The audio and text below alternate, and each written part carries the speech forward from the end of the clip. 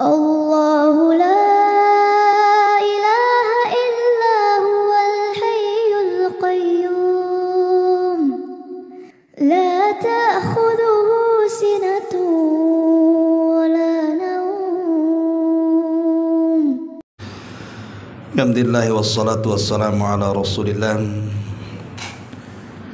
wa ala alihi wa sahbihi wa mawalah wa la hawla wa la quwata illa billahi wa ba'du. Baik, kita lanjutkan kajian kita, masih membahas tafsir dari juz 29, dan kita masih masuk pada surah Al-Mursalat, dan kita masuk pada ayat ke-16 dan seterusnya. A'udzubillahi minasyaitonirrajim. Bismillahirrahmanirrahim. Alam nuhlikil awwalina thumma nutbi'uhumul akhirina kadzalika naf'alu bil mujrimin wailun yawma idzin lil mukadzibin. Bukankah kami telah membinasakan orang-orang yang terdahulu, lalu kami ikut sertakan azab kami terhadap mereka dengan mengadab orang-orang yang akhir pula. Demikianlah kami berbuat terhadap orang-orang yang melakukan dosa. Maka kecelakaan pada hari itu bagi para pendusta. Ma'asyiral muslimin wal muslimat rahimani wa rahimakumullah. Ayat ini menjelaskan kepada kita tentang azab yang ditimpakan oleh Allah Subhanahu wa taala kepada umat sebelum Islam, dari zaman setelah Adam alaihi salatu wassalam sampai kepada umat Islam. Bagaimana runutannya? Ma'asyiral muslimin wal muslimat rahimani wa rahimakumullah.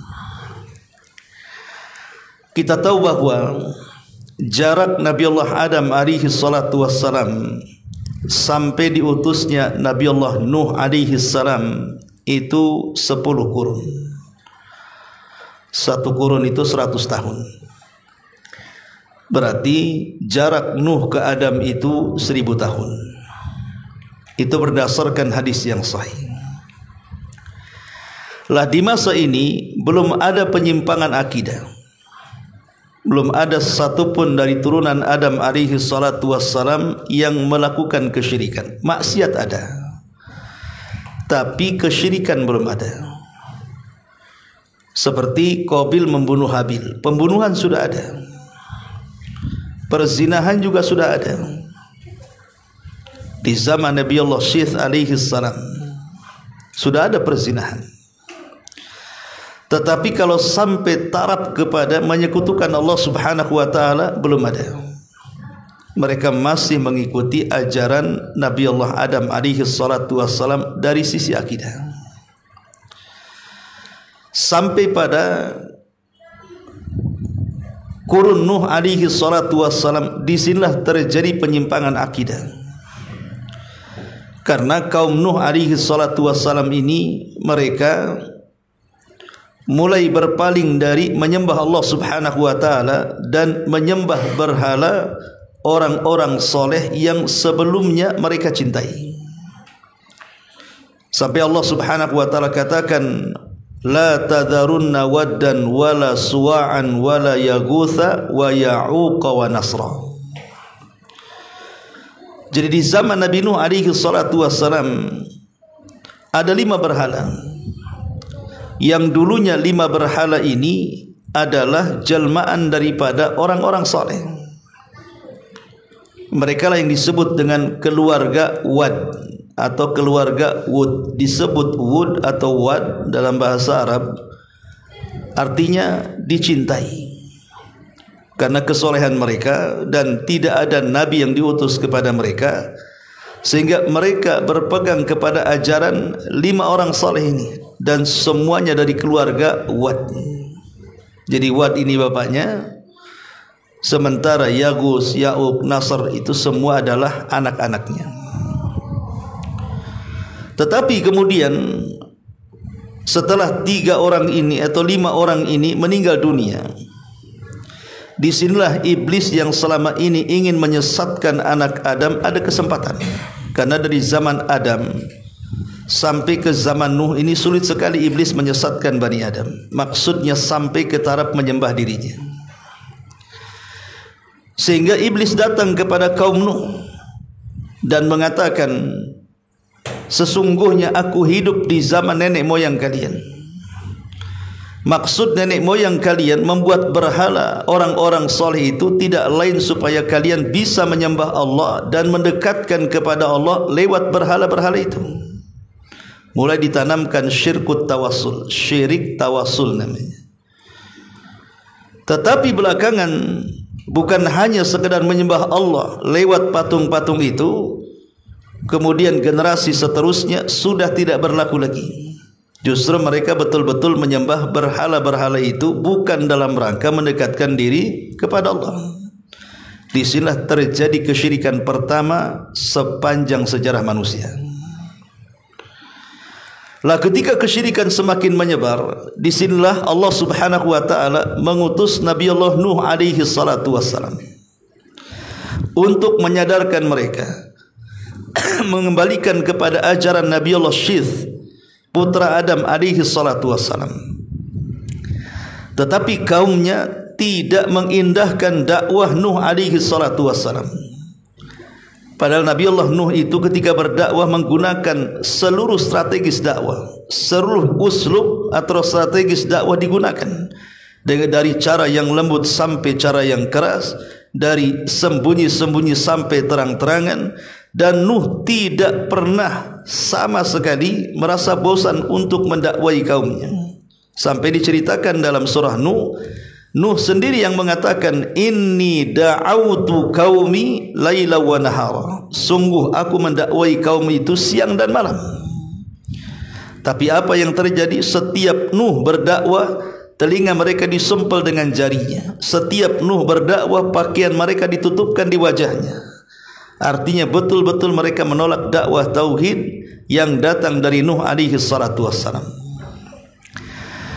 Lah dari sinilah akhirnya ketika Nuh berusaha untuk memberikan hidayah, bukan sebulan, 2 bulan, setahun, 2 tahun, 950 tahun.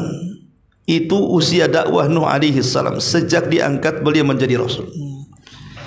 Karena Nuh itu rasul pertama, sementara Adam itu nabi pertama. Dan setiap rasul pasti nabi, tapi tidak setiap nabi harus menjadi rasul. Lah Nuh ini bukan hanya sekedar nabi, tapi dia rasul. Kalau Adam itu hanya nabi saja. Lah Nuh alaihi salatu wassalam akhirnya kewalahan menghadapi kaumnya. Dari sinilah kemudian Nuh alaihi salatu wassalam ketika sudah mulai dekat ancaman kaumnya, hampir mencelakakan jiwanya, maka Nuh alaihi salam berdoa kepada Allah untuk memberikan pertolongan kepada dirinya. Dia mengatakan, Rabbi inni maglubun fantasir. Ya Rabb, aku sudah dikalahkan, tolong aku.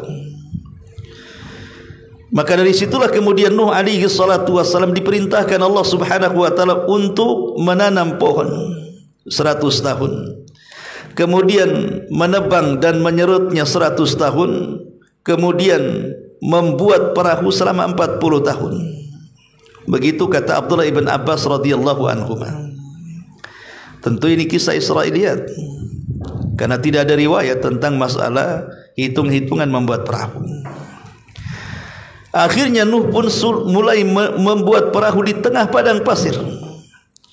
Di sinilah mulai kaumnya mengejek, karena Nuh sudah tidak berdakwah lagi, karena sudah diancam kalau berdakwah akan dibunuh. Sehingga Nuh akhirnya membuat perahu sampai diejek kaumnya dan mengatakan, ya Nuh, di mana kamu ini? Dulu engkau mengaku seorang nabi, sekarang engkau menjadi tukang kayu. Mana profesi nabimu? Tapi Nuh alaihi salatu wassalam tidak menghiraukan ejekan itu. Sampai pada waktunya perintah Allah subhanahu wa ta'ala datang apabila kemudian tungku-tungku api itu keluar api dan langit menggelap siap menghujani kaum Nuh alaihi salatu wassalam. Maka Nuh memerintahkan agar anak-anaknya yang beriman kepada Allah azza wa jalla dan para pengikutnya masuk ke dalam perahu dan membawa binatang sepasang demi sepasang. Tentu tidak semua binatang yang masuk ke dalam perahu Nuh alaihi salatu wassalam, karena bagaimanapun perahu itu kan tidak besar ya, untuk menampung binatang yang hari ini kita lihat macam-macam binatang. Sehingga para ulama kemudian membahas juga masalah ini, apakah semua binatang masuk ke dalam perahu Nuh berpasang-pasangan itu? Apakah tidak semua? Ulama hanya menjawab innallaha ala kulli syai'in qadir. Allah itu atas segala sesuatu maha mampu. Boleh jadi setelah peristiwa itu Allah menciptakan binatang yang kita kenal hari ini. Yang jelas Nuh berusaha memasukkan binatang sepasang demi sepasang. Banyak kisah khurafat tentang masalah binatang-binatang dalam perahu itu. Tapi intinya bahwa ketika kemudian datang waktunya, turunlah banjir bandang yang luar biasa, karena Allah satukan antara hujan lebat dengan naiknya air yang ada di bumi, sehingga menciptakan sebuah banjir yang ditiup angin yang kita kenal dengan tsunami. Itulah yang terjadi. Lah dari sini Allah Subhanahu wa taala berfirman dalam surah Al-A'raf ayat 64, "Fakadzabuhu faanjaynahu walladzina ma'ahu fil fulki wa aghraqna alladzina kadzdzabu biayatina innahum kanu qauman amin." Innahum kanu qauman amin. Maka mereka mendustakan Nuh, lalu kami selamatkan dia dan orang-orang yang bersamanya dalam kapal itu. Kami tenggelamkan orang-orang yang mendustakan ayat-ayat kami. Sungguh mereka adalah kaum yang buta mata hatinya. Dan ingat, dalam azab ini Allah tidak menyisakan satu jiwa pun hidup kecuali yang ada di perahu Nuh. Kenapa? Karena ini doanya Nabi Nuh alaihi salatu wassalam, di mana saat azab Allah itu turun, Nuh mengatakan, Rabbi la tadhar alal ardi minal kafirina dayara. Rabb, jangan kau tinggalkan satu jiwa orang kafir hidup di bumi. Makanya peristiwa ini membinasakan semua manusia kecuali di perahu Nuh alaihi salatu wassalam. Bahkan satu putra Nuh pun binasa, yang namanya Kan'an, karena mengikuti agama ibunya yang kafir. Hanya putra-putra Nuh yang beriman, Syam, Ham dan juga Yafis, dan istri-istrinya serta seberapa pengikutnya. Ada yang mengatakan 40 orang, ada yang mengatakan 80 orang, wallahu alam. Tapi yang jelas bahwa dari sini tidak ada manusia kecuali yang ada di perahu Nuh. Dari sini ulama mengistilahkan bahwa Nuh adalah bapak manusia kedua setelah Adam alaihi salatu wassalam. Kalau Adam kan bapak manusia pertama, kalau Nuh bapak manusia kedua. Kenapa dikatakan bapak manusia kedua? Karena manusia semuanya hari ini dari ujung dunia itu semuanya dari keturunan putra Nuh yang ada di perahu itu, di mana Ham atau Syam melahirkan bangsa Arab, Yahudi, Nasrani dan begitu seterusnya. Kemudian Ham, mereka ataupun dia kemudian hijrah ke daratan Afrika. Jadilah kemudian turunan orang-orang yang berkulit hitam, Afrika dan yang semacamnya. Adapun Yafis kemudian ke daerah Asia. Kita-kita inilah keturunan Yafis, putra Nuh alaihi salatu wassalam. Ini azab yang pertama yang Allah Subhanahu wa taala timpakan kepada kaum Nuh alaihi salatu wassalam. Kemudian setelah Nuh alaihi salatu wassalam diselamatkan di Bukit Judi di Irak dan anak-anaknya berkembang kemana-mana, kemudian Nuh pun meninggal dunia, maka generasi pertama mereka masih beriman kepada Allah. generasi kedua, ketiga, sampai akhirnya ajaran Nuh dilupakan. Datanglah generasi yang pertama kali menyembah berhala setelah Nuh alaihi salatu wassalam. Itulah yang disebut dengan kaum 'Ad. Allah Subhanahu wa taala berfirman di dalam Al-Qur'anul Karim, tepatnya surah Al-A'raf ayat 69. Allah mengatakan, wadhkuru id ja'alakum khulafa'a min ba'di qaumi Nuhin. Dan ingatlah oleh kamu sekalian di waktu Allah menjadikan kamu sebagai pengganti-pengganti yang berkuasa setelah lenyapnya kaum Nuh. Jadi Allah Subhanahu wa taala memberikan arahan ataupun mengingatkan kepada kaum 'Ad dan mengatakan, ingatlah wahai kaum 'Ad, di waktu Allah menjadikan kalian sebagai pengganti-pengganti yang berkuasa sesudah lenyapnya kaum Nuh. Artinya kaum 'Ad adalah kaum pertama dari kaum Nuh yang dilenyapkan oleh Allah Subhanahu wa taala untuk meneruskan estafet. Tapi sayang, kaum 'Ad ini justru kaum yang pertama kali menyekutukan Allah Subhanahu wa taala. Dan kalau kita melihat sejarah Nabi, sejarah bangsa Arab itu terbagi menjadi 3. Ada yang disebut dengan Al-Arab Al-Ba'idah, ada yang disebut dengan Al-Arab Al-Ba'idah, kemudian Al-Arab Al-Musta'ribah. Ada Ba'idah, ada Musta'ribah. Ba'idah ini maksudnya Arab yang sudah tidak ada lagi, tinggal ceritanya. Mereka lah kaum 'Ad yang disebut dengan Adanil Ula namanya. Mereka disebut Arab Ba'idah, Arab pertama, dan mereka sudah punah, sudah tidak ada lagi, keturunannya pun sudah tidak ada lagi, maka disebut Ba'idah. Ya. Kemudian di sana ada Aribah. Aribah ini yang disebut dengan Arab keturunan Qahtan, yang disebut dengan Qahtani.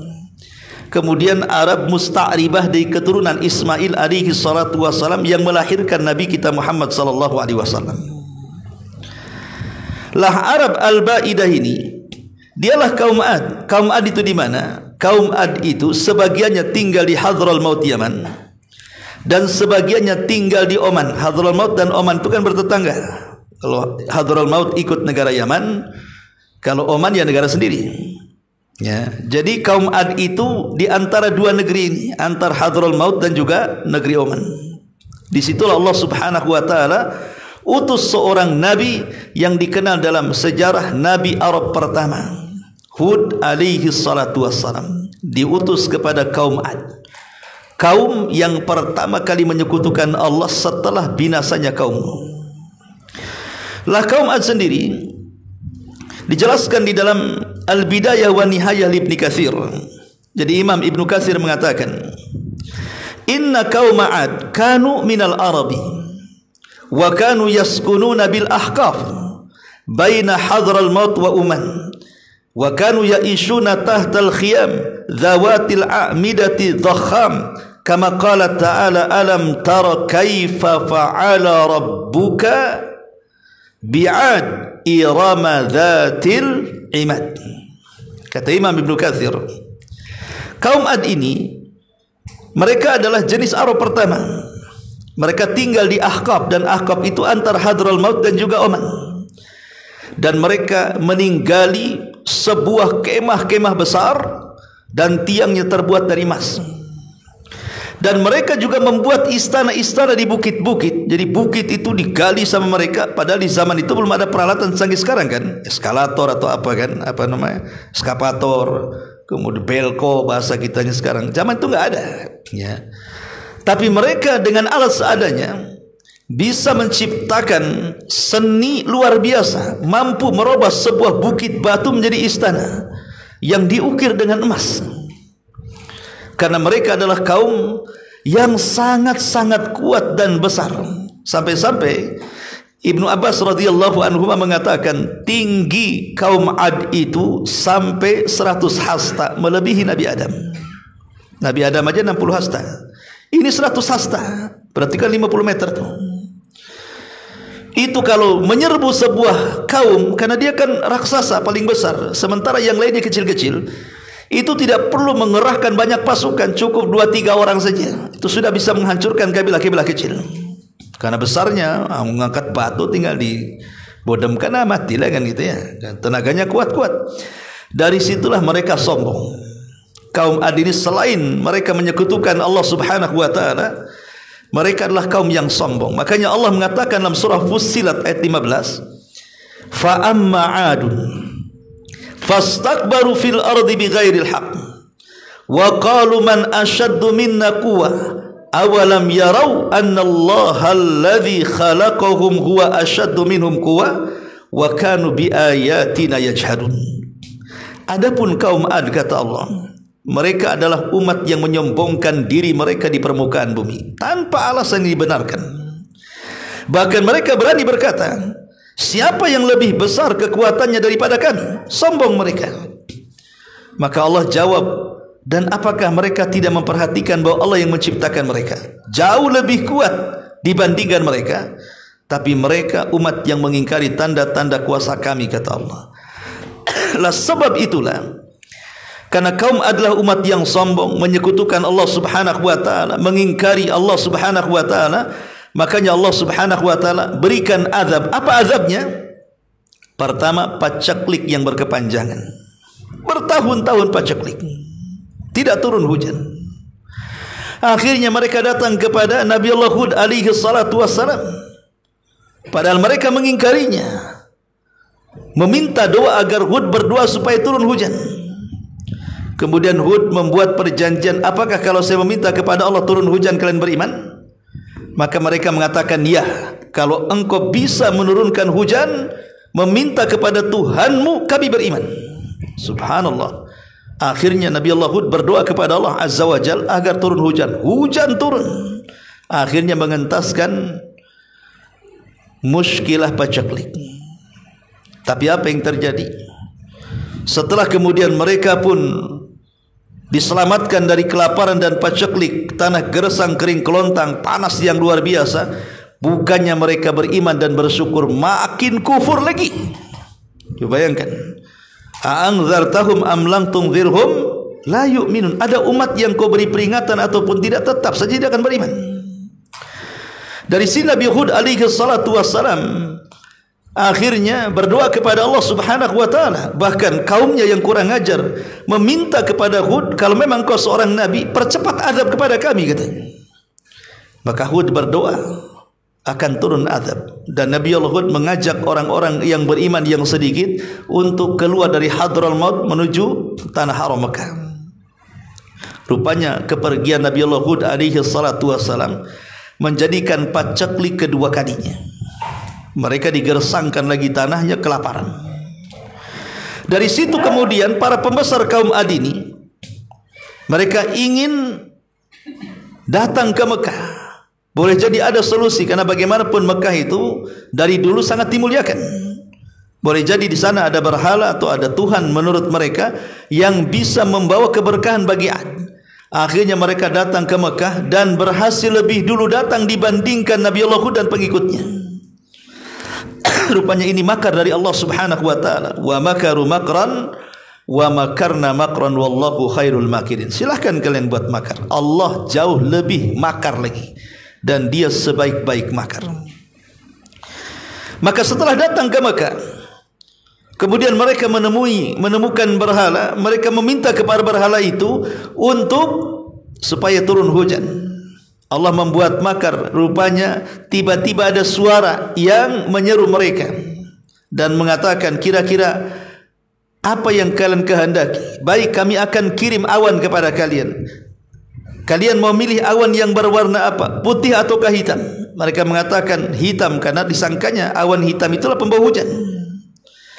Maka suara ini mengatakan, kalau begitu pulanglah, aku akan kirimkan awan hitam kepada kalian. Ini rencana Allah Subhanahu wa taala. Mereka pulang, awan itu mengikuti mereka. Sampai di Hadraul Maut atau di Uman, semua manusia keluar. Kenapa? Karena tiba-tiba langit gelap penuh dengan awan hitam. Disangkanya akan turun hujan. Makanya semua keluar. Kemudian mereka pun mengarah ke awan-awan hitam itu. Mereka tidak tahu bahwa itu permulaan azab Allah Subhanahu wa taala. Makanya Allah Subhanahu wa taala mengatakan dalam surah Al-Haqqah ayat 6, wa amma 'adun fa uhliku birihin sarsarin 'atiyah. Adapun kaum Ad, maka mereka telah dibinasakan dengan angin yang sangat dingin. Sarsar ini ada dua makna kata ulama. Pertama, sarsar ini suara yang memekikkan, yang bisa memecahkan gendang telinga.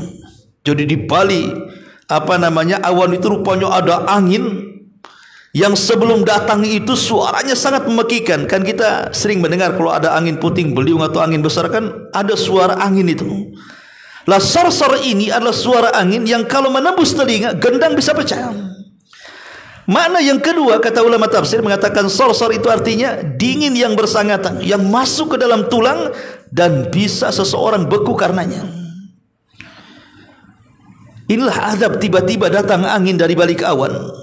Angin ini membawa pekikan dan juga rasa dingin yang luar biasa. Cukup sampai di sini? Tidak.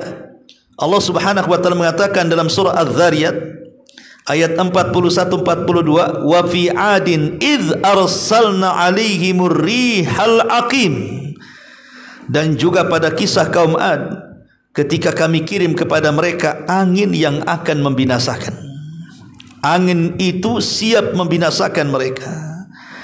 Makanya Allah Subhanahu wa taala mengatakan dalam ayat yang lain bahwa angin ini membawa seluruh jasad-jasad manusia.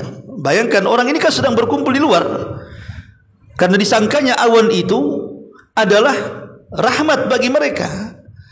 Padahal itu azab Allah yang disegerakan kepada mereka. Tiba-tiba angin melesat dari atas, kemudian menyambar semua yang ada di bawah, dinaikkan ke langit. Sampai Allah mengatakan kaum Ad yang di langit yang di bawah angin itu sab'ata layalin wa thamaniyata ayyamin husuma. Sab'ata layal, sab'ata ayyam, 7 hari dan 8 malam berada di langit, ditabrak-tabrakan satu dengan yang lainnya sampai Allah Subhanahu wa taala muntahkan kembali ke bumi. Allah katakan ka'ajazin nakhlin khawiyah, persis seperti tunggul-tunggul kurma tanpa kepala kemudian menancap di bumi. Begitulah Allah azab kaum Ad, kaum yang diutus kepada mereka Nabi Allah Hud alaihi salatu wasallam. Makanya Nabi sallallahu alaihi wasallam apabila berdakwah kepada orang-orang Quraisy, kemudian mereka tidak mau menerima dakwah Rasul, Rasul selalu menakut-nakuti dengan azabnya kaum Ad. Kenapa tidak menakut-nakuti dengan azab Fir'aun? Bagaimana ditenggelamkan? Karena orang Arab enggak kenal Fir'aun. Fir'aun itu Bani Israel, itu kisahnya. Enggak sampai ceritanya kepada orang Arab. Sementara kisah Nabi Hud, Nabi Saleh, Nabi Syuaib itu kan nabi-nabi Arab, orang kenal ceritanya. Makanya Nabi SAW pernah satu hari didatangi oleh pembesar Quraisy, kemudian diajak berunding, bahkan ditawarkan harta, kekuasaan, wanita dan yang semacamnya. Tapi Rasul menolak. Kemudian Rasul membacakan ayat surah Fussilat ayat 13, fa in a'radu fakul anzartukum sa'iqatan mithla sa'iqati 'adin wa thamud. Jika mereka berpaling, kata Rasul membacakan surah Fussilat, maka katakanlah kepada mereka, aku telah peringatkan kepadamu dengan petir seperti petir yang menimpa kaum Ad dan kaum Thamud. Itulah azabnya. Maka Nabi Allah Hud setelah menyelamatkan orang-orang yang beriman ke arah Mekah sana dan tinggal di Mekah, kemudian beranak pinak di situ, sampai akhirnya generasi yang diselamatkan dari azab itu mereka tetap beriman setelah kematian Hud alaihi salatu wassalam. Sampai ketika generasi demi generasi, maka yang pertama kali melakukan kesyirikan setelah hilang banyak generasi kaum Ad adalah kaum Thamud yang menetap di antara Madinah dan Tabuk. Nabi SAW ketika perang Tabuk, Rasul melewati sebuah tempat yang disebut dengan Madain Saleh. Walaupun jadi khilaf ulama, Tapi ini yang banyak dipilih oleh ulama sejarah, bahwa Nabi Saleh diutus di antara Madinah dan Tabuk. Disitulah generasi pertama yang menyekutukan Allah dari keturunan Ad ibn Iram adalah kaum Tsamud. Jasad mereka atau perawakan mereka kurang lebih dengan kaum Ad, karena memang turunannya. Ya. Mereka juga sombong persis seperti sombongnya kaum Ad. Dan mereka menyekutukan Allah Subhanahu wa taala. Maka diutuslah kepada mereka siapa? Nabi Allah Saleh alaihi salam. Allah mengatakan dalam surah Al-A'raf 74, "Wadhkuru ij'alakum khulafa'a min ba'di 'adin." Dan ingatlah olehmu di waktu Tuhan menjadikan kamu pengganti-pengganti yang berkuasa setelah musnahnya kaum Ad.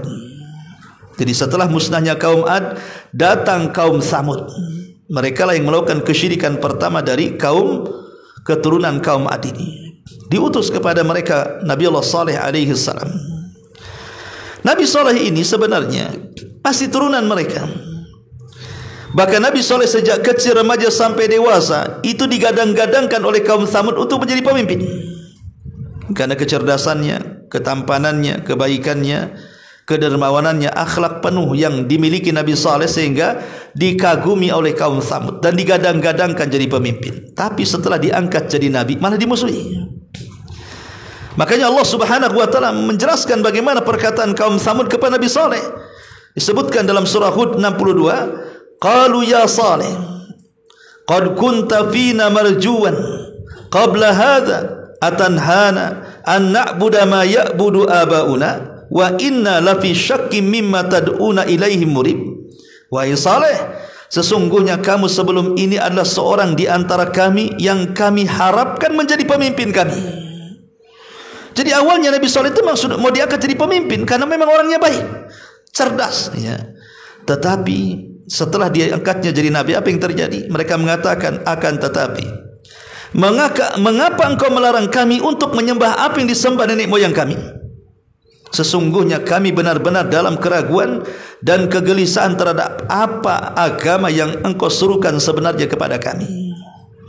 Jadi saat kemudian Nabi Saleh mengingatkan tentang ajaran Nabi sebelumnya Hud alaihi salatu wasalam untuk mentauhidkan Allah dan mengatakan u'budullaha ma lakum min ilahin ghairi, sembahlah Allah karena tidak ada sembahan selain daripada Allah. Tapi mereka justru malah memusuhi Nabi Saleh, bahkan mengatakan innama anta minal musakharin. Mereka berkata sungguh kamu adalah salah seorang dari orang-orang yang terkena sihir, katanya. Engkau ini orang bingung, orang gila, katanya.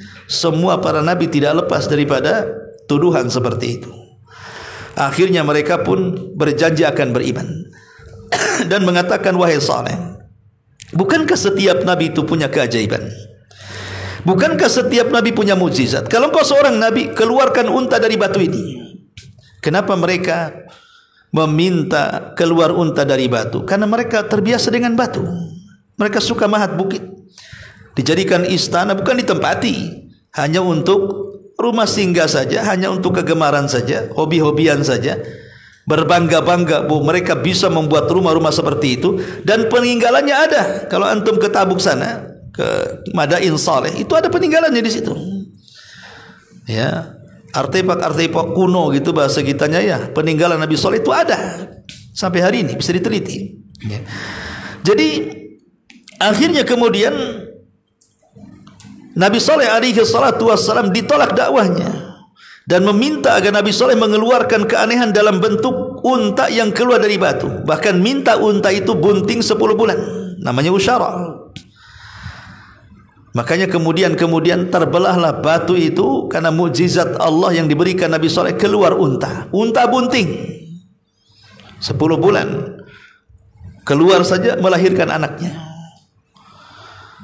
Dan unta ini disebutkan dalam Al-Quran sebagai naqatullah, untanya Allah.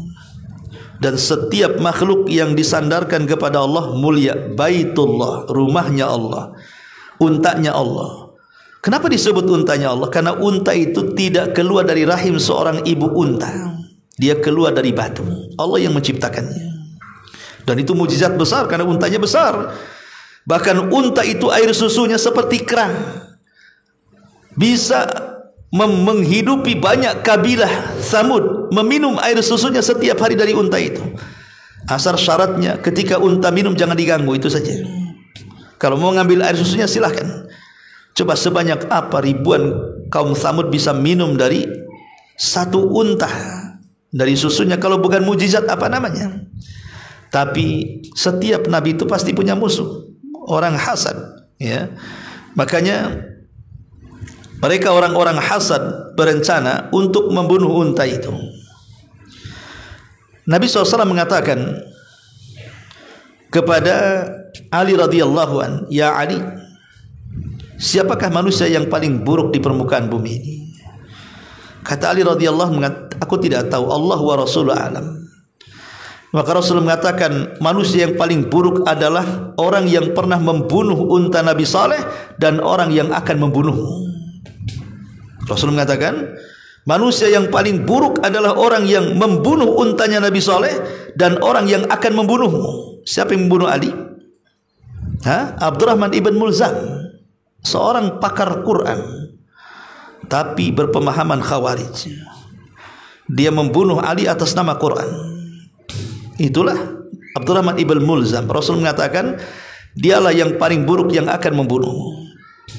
Adapun pembunuh unta Nabi Saleh, ada yang mengatakan namanya Kidar ibn Salif atau Salif ibn Kidar, ya. Itulah orang yang membunuh untanya Nabi Saleh. Dia menghasut warga, kemudian berbondong-bondong beberapa orang diajak untuk membunuh unta Nabi Saleh dan berhasil. Kemudian anaknya masuk lagi ke batu sambil berteriak dan hanya berhasil membunuh ibunya. Lah dari sini kemudian Nabi Saleh marah, ya. Makanya Allah Subhanahu wa taala gambarkan dalam surah Asy-Syams ayat 12, "Idzim ba'asha athqaha fakadzabuhu faaqaruha fadzamzama 'alaihim rabbuhum bidzambihim fasawwaha." Ketika orang yang paling celaka bangkit di antara mereka, lalu mereka mendustakan Nabi Saleh dan menyembelih unta itu, karena itulah Tuhan membinasakan mereka disebabkan dosa mereka, lalu Allah meratakan mereka dengan tanah. Nabi Saleh ketika mendengar untanya disembelih, pada sebelumnya sudah mewanti-wanti jangan sentuh unta itu, malah dibunuh pula. Maka Nabi Saleh alaihi salatu wassalam memberikan kepada mereka ancaman, "Tamatta'u fi darikum salasata ayyamin dzalika wa'dun ghairu makdzub." Kata Nabi Saleh, silahkan dari hari ini bersukarialah kalian. Merasa kalian berhasil membunuh unta, silahkan bergembira kalian. Kalian makan daging unta besar itu, silahkan. Silahkan kalian bergembira di rumah-rumah kalian hari ini. Tapi ingat, waktu gembira kalian hanya 3 hari saja. Waktu gembira kalian hanya 3 hari saja. Karena itu hari-hari terakhir kalian di dunia, dan sesungguhnya siksaan akan turun pada kalian setelahnya. Ma'asyiral muslimin yang dimuliakan Allah Subhanahu wa taala, apa yang terjadi? Nabi Saleh meninggalkan mereka, meninggalkan kaum Samud yang akan diazab dan juga orang-orang yang beriman bersamanya. Kemudian mulailah apa yang dikatakan Nabi Saleh menjadi kenyataan. Hari pertama tiba-tiba wajah mereka memerah. Wajah mereka memerah, ya. Kemudian menguning, wajah pertama menguning, kemudian hari kedua memerah, kemudian hari ketiga menghitam, dan mereka menjadi jasad bergelimpangan di rumah-rumah mereka sendiri. Datang Jibril berteriak dengan satu teriakan, akhirnya mereka menjadi mayat di rumah-rumah mereka. Mereka mengubur hidup-hidup mereka di rumah-rumah mereka sendiri. Itulah yang Allah katakan bahwa fadzamzama 'alaihim rabbuhum bidzambihim fasawwaha. Lalu Allah meratakan mereka dengan tanah, dikubur dengan rumah-rumah mereka. Ma'asyiral muslimin yang dimuliakan Allah Subhanahu wa taala, setelah Nabi Allah Saleh alaihi salatu wassalam, datang Nabi Ibrahim. Ingat Nabi Saleh dan Hud Nabi Arab, karena memang diutus di Arab, satu di Hadrul Maut dan Oman, satu diutus antara Madinah dan Tabuk, ya. Sekarang beralih kepada Nabi Ibrahim. yang merupakan bapak semua para nabi. Tidak dijelaskan tentang kaum Nabi Ibrahim yang ingkar itu, apakah mereka diazab atau tidak. Hanya dijelaskan tentang kematian Namrud, bagaimana Allah letakkan satu nyamuk di atas kepalanya, dalam kepalanya selama 40 tahun, sehingga Namrud jadi gila. Setiap hari kalau nyamuk itu kemudian digerakkan Allah, maka dia menyuruh pembantunya untuk memukulkan kepalanya dengan sandal. Setiap hari sampai 40 tahun. Akhirnya mati karena hari-hari pukul sandal. Enggak percaya? Bukan. Buat itu. Hari-hari pukul sandal kita. Tidak lama mati. Ya. Itulah hukuman Namrud. Hanya Namrud saja, kaumnya tidak dijelaskan hukumannya. Tapi di zaman yang sama ada azab yang menyeluruh. Kepada siapa? Kepada kaum Lut. Karena Lut adalah keponakan Ibrahim. Dialah yang dibawa Ibrahim dari Irak. Satu-satunya orang yang beriman adalah Nabi Lut. Dibawa ke Palestina. Kemudian setelah dewasa, dia pun diangkat jadi Nabi. Dan Nabi Ibrahim memerintahkan agar dia berdakwah di tempat lain. Maka Allah perintahkan untuk berangkat ke negeri Sodom. Negeri Sodom ini negeri yang rusaknya luar biasa. Belum ada negeri serusak Sodom dari segi moral dan akhlak. Karena di negeri inilah terjadi LGBT pertama dalam sejarah. Homoseksual, lesbi, itu terjadi di sini. Ya, yang laki-lakinya homoseksual, yang perempuannya lesbi. Tentu kisahnya ma'ruf, ya. Memang setan sengaja kemudian menjelma orang sebagai anak yang paling tampan sekali. Disuruh untuk mencuri. Jadi setan ini merubah dirinya, namanya setan, iblis. Bisa saja dia tasyakul, jin itu kan bisa tasyakul, berubah menjadi manusia yang tampan, yang jelek, bisa mereka. Jadi jin yang jahat, utusan iblis atau iblis sendiri bertasyakul menjadi manusia yang paling tampan, pura-pura mencuri, kemudian ketangkap. Sementara ketika itu kaum Sodom adalah kaum yang makmur. Sementara negeri-negeri yang lainnya kaum tidak makmur. Ketika terjadi pacaklik, mereka suka mencuri. Maka iblis ini pura-pura jadi mencuri di kebun orang kaum Sodom itu. Entah gimana ceritanya. Akhirnya kemudian iblis yang menjelma manusia ini akhirnya disodomi dan ketagihan. Akhirnya budaya Sodom ini menjadi budaya yang merebak di tengah-tengah kaum Lut, ya. Dan mereka pun sudah tidak mulai suka dengan perempuan. Kemudian iblis tasyakul lagi menjadi perempuan yang cantik. Datang kepada ibu-ibu, kalian ngapain? Bapak-bapak kalian udah gak suka kalian, katanya. Kalian buat juga hal yang sama lah dengan bapak-bapak kalian. Kalau bapak kalian suka laki-laki, kenapa kalian tidak suka perempuan? Maka terjadilah homo dan lesbi di zaman itu. Itulah homo dan lesbi pertama sepanjang sejarah. Moral rusak. Tidak ada kaum sebelumnya melakukan seperti itu.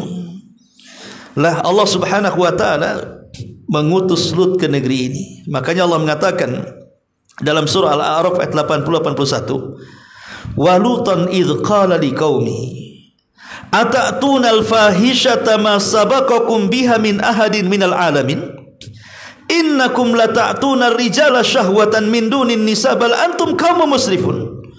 Dan kami telah mengutus Lut.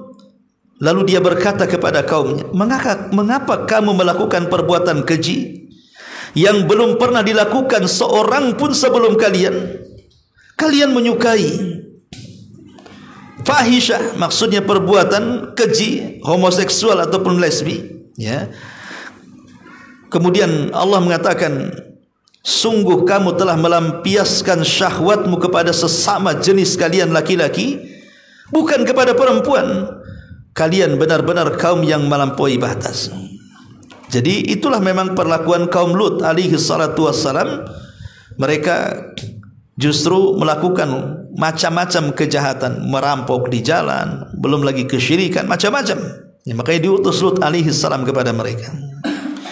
Sampai pada waktunya 3 malaikat, Jibril, Mikail dan Malakul Maut, menjelma menjadi tamu ke rumah Ibrahim yang ada di Palestina. Pertama tugasnya menghabar gembirakan bahwa Ibrahim setelah punya anak Ismail akan melahirkan anak dari istri pertamanya Sarah. Ishak, dan juga cucunya Yakub. Yang kedua, dia berangkat ke negeri Sodom untuk menghancurkan negeri itu. Setelah kemudian menghabar gembirakan kepada Ibrahim, 3 malaikat ini dalam jelmaan manusia, pergilah ke negeri Sodom. Ingat bahwa mereka menjelma laki-laki tampan. Yang namanya orang berperilaku menyimpang melihat laki-laki tampan kan gitu ya, pasti ngiler kan itu. Bertabung kepada rumah Nabi Lut. Lut sudah ketakutan. Lah Lut ini punya istri kurang ajar, kafir. Kufur kepada Lut alaihi salatu wasallam, bukan kekufurannya atau pengkhianatannya istri Lut itu maksudnya dia berzina dengan, tidak ada seorang nabi pun yang diselingkuhi seperti itulah istrinya. Tapi pengkhianatan istrinya Nabi Lut ini, dia bekerja sama dengan preman pasar.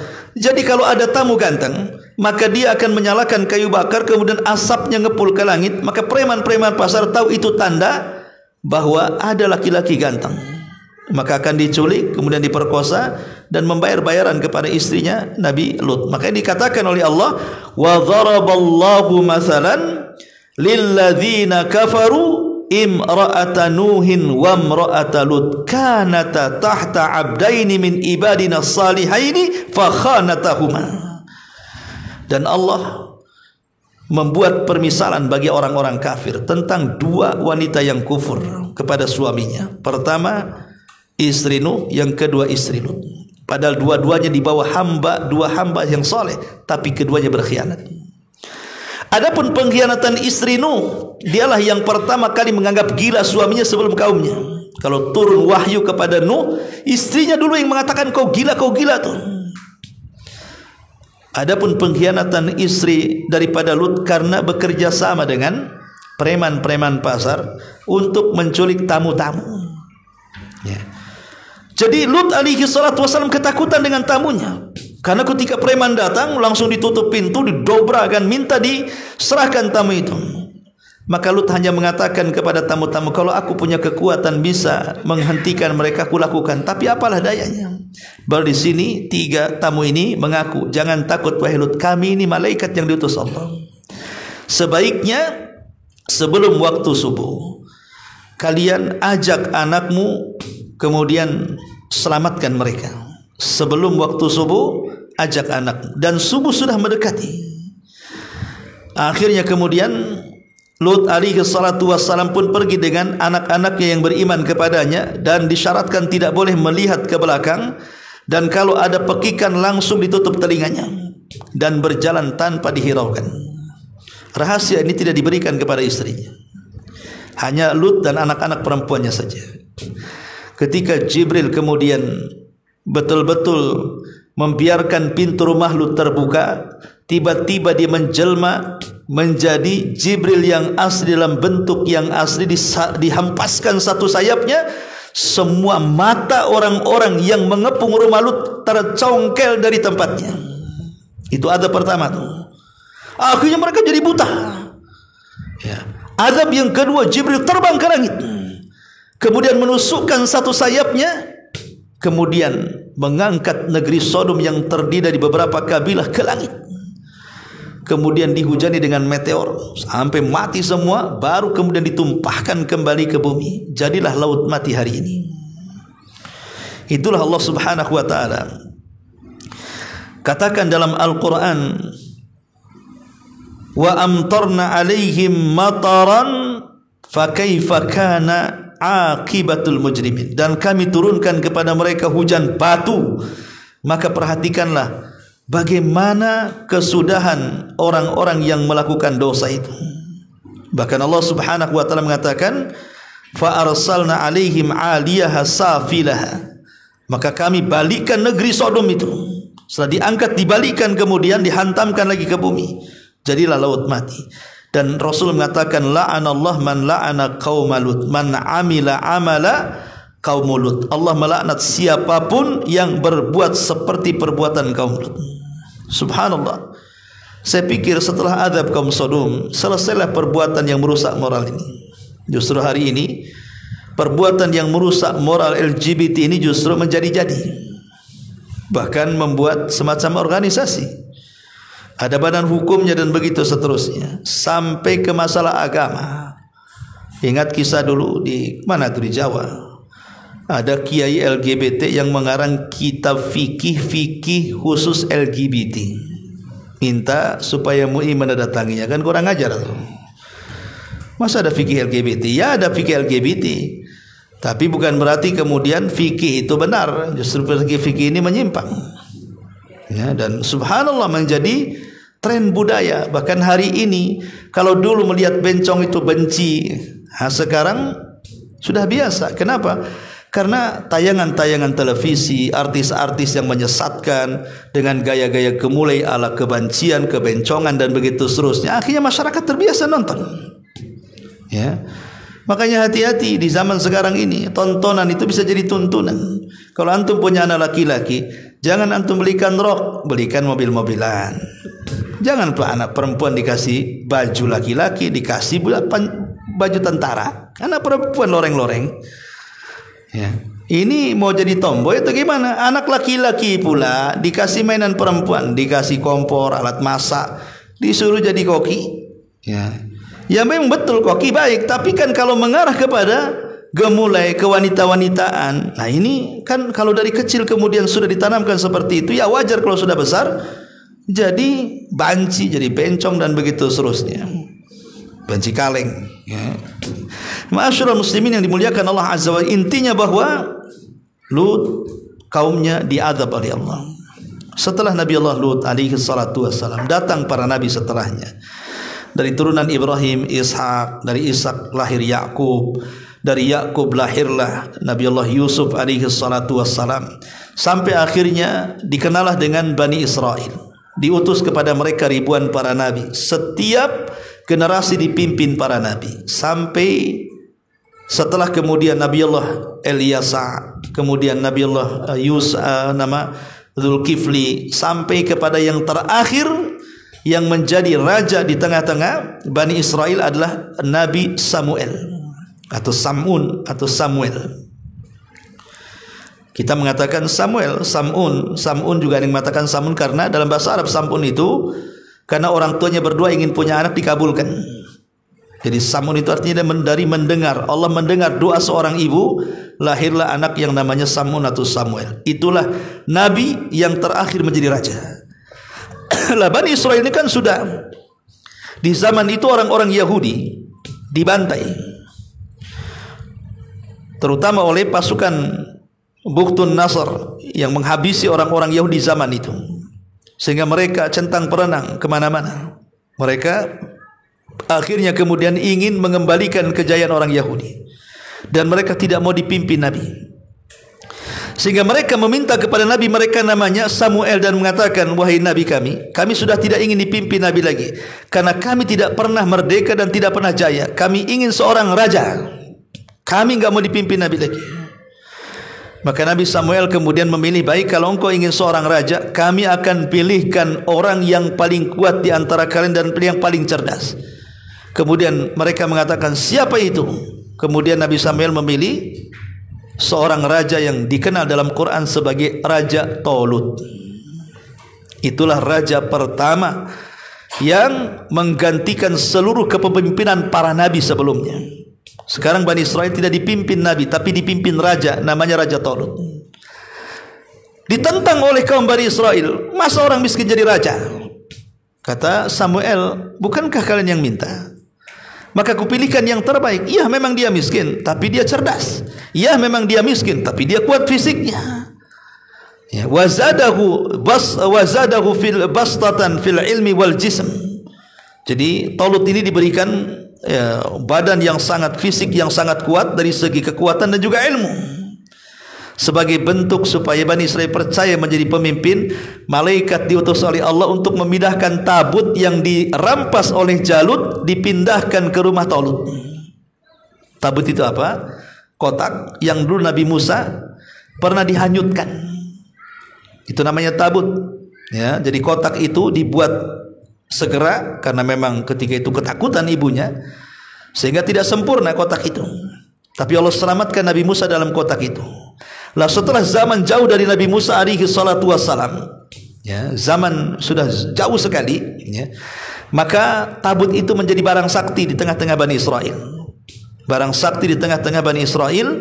Artinya siapapun yang berperang membawa kotak atau tabut itu pasti menang. Makanya mereka yakin dengan Talut. Oh, kalau ada kotak kami yakinlah, kalau tak ada kotak kami tak yakin, kan itu maksudnya. Dari situlah akhirnya Talut pun membawa pasukan yang banyak sekali, tapi di tengah jalan banyak yang gagal, imannya kurang, satu pulang. Sampai ujian terakhir suruh minum hanya boleh satu tegukan, kalau sudah berjalan malah minum sebanyak-banyaknya, lemes badannya, tidak bisa berjalan. Sehingga hanya tersisa dari sekian ribu hanya tinggal 314 orang. Persis seperti jumlah pasukan Rasul di Badar. Baru menghadapi Talut. Ya. Menghadapi Talut menang karena ada anak muda namanya Daud. Daud itulah yang membunuh Jalut dengan ketepelnya. Akhirnya karena dijanjikan siapa yang membunuh Jalut akan diangkat menjadi raja, maka dialah kemudian diangkat jadi raja dan Allah utus menjadi nabi. Maka satu-satunya atau hanya ada dua nabi yang menggabungkan antara kerajaan dan kenabian, itu dimulai dari era Daud alaihi salam, kemudian putranya Sulaiman. Hanya dua nabi ini saja menggabungkan kekuasaan dan kenabian. Ya. Tapi ini panjang ceritanya.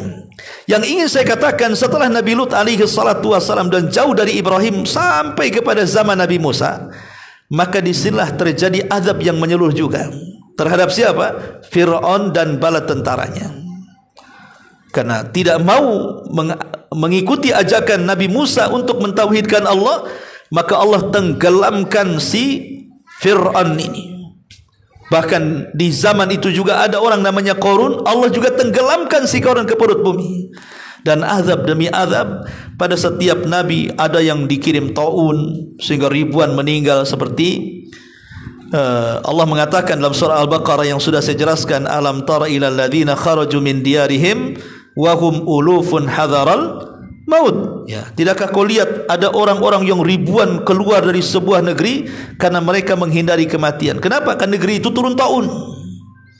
Tiba-tiba kemudian mereka pun keluar dari negeri itu, rupanya keluar dihadang malaikat maut, dicabut semua nyawanya, lepas dari taun, tidak lepas dari malakul maut. Itu namanya al-hadaru la yamna'ul qadar, menghindar dari takdir kematian, berpindah kepada takdir kematian yang lain. Tidak mati karena virus corona, mati ditabrak mobil corona, gitu maksudnya. Sama-sama corona, ya. Tapi kan namanya menghindar takdir, jatuh ke takdir yang lain. Ya. Kematian kan bukan satu. Makanya Umar mengatakan kepada Abu Ubaidah bin Jarrah ketika dia maksa menyerbu Amwas, yang ketika itu Amwas dikepung oleh taun. Apa kata Umar? Jangan masuk. Abu Ubaidah mengatakan, afirara min qadarillah, amiral min, kau mau lari dari takdir Allah? Kata Umar, ya firarun min qadarillah ila qadarillah. Ya, aku lari dari takdir Allah tapi ke takdir Allah yang lainnya. Kalau kalian masuk ke kota ini kalian mati. Ya. Betul, akhirnya Abu Ubaidah bin Jarrah meninggal karena taun, Muadz bin Jabal sekeluarga mati karena taun, ribuan sahabat mati karena taun. Ya. Artinya ucapan Umar benar. Tapi itu ijtihadnya Abu Ubaidah. Akhirnya banyak para sahabat yang meninggal karena taun. Tapi taun bagi umat Islam rahmat. Tapi taun bagi umat dulu adalah azab. Intinya bahwa azab demi azab kemudian silih berganti. Cuman bedanya azab dulu itu menyeluruh, tidak disisakan. Tapi azab setelah Nabi SAW tetap disisakan. Artinya mungkin di sini diazab, di sini tidak. Di sini kena tsunami, di sini tidak. Di sini kena puting beliung, di sini tidak. Daerah ini mungkin banjir, di sini tidak, kan begitu. Kenapa? Karena itu bentuk rahmat diutusnya Nabi SAW. Wa ma arsalnaka illa rahmatan lil alamin. Tidaklah kami utus engkau Muhammad melainkan menjadi rahmat bagi semesta alam. Apa rahmat bagi orang kafir? Dengan diutusnya Rasul, dengan tidak diazab mereka secara menyeluruh sebagaimana umat-umat sebelum mereka Allah azab secara menyeluruh. Itulah rahmat orang kafir setelah diutusnya Nabi SAW. Dan di sini Allah Subhanahu wa taala mengatakan dalam surah Al-Mursalat, alam nuhlikil awwalin, bukankah kami telah membinasakan orang-orang terdahulu, kaum Ad, kaum Thamud, kaum Nabi Musa dan begitu seterusnya. Thumma nutbi'uhumul akhirin, lalu kami ikut sertakan azab kami terhadap mereka dengan mengadab orang-orang yang akhir. Setelah Nabi maksudnya orang-orang yang akhir. Maksudnya adalah azab umat kita adalah warisan daripada umat dulu. Sebagaimana dosa umat kita ini juga warisan umat dulu. Dulu ada banjir, sekarang ada banjir. Dulu ada tsunami, sekarang ada tsunami. Dulu ada gunung meletus, sekarang ada gunung meletus.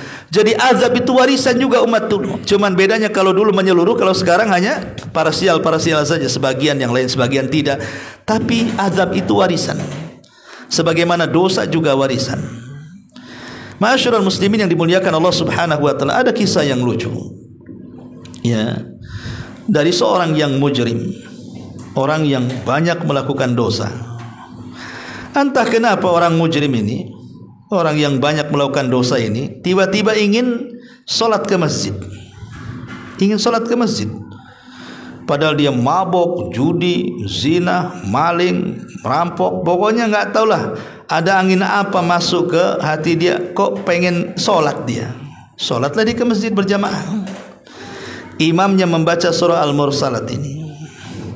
Ketika sampai kepada alam nuhlikil awalin, bukankah kami telah membinasakan orang-orang yang terdahulu? Dikiranya membinasakan orang-orang yang di depan. Akhirnya safnya mundur ke belakang. Ya. Kemudian imam mengatakan summa nutbi'uhumul akhirin, lalu kami ikut sertakan azab kepada orang-orang yang akhir. Maju lagi ke depan, takut diazab. Ya.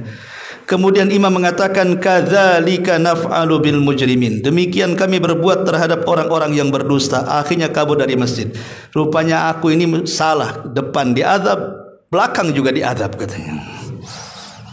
Ketika imam mengatakan alam nuhlikil awalin, maksudnya orang yang awal di saf pertama.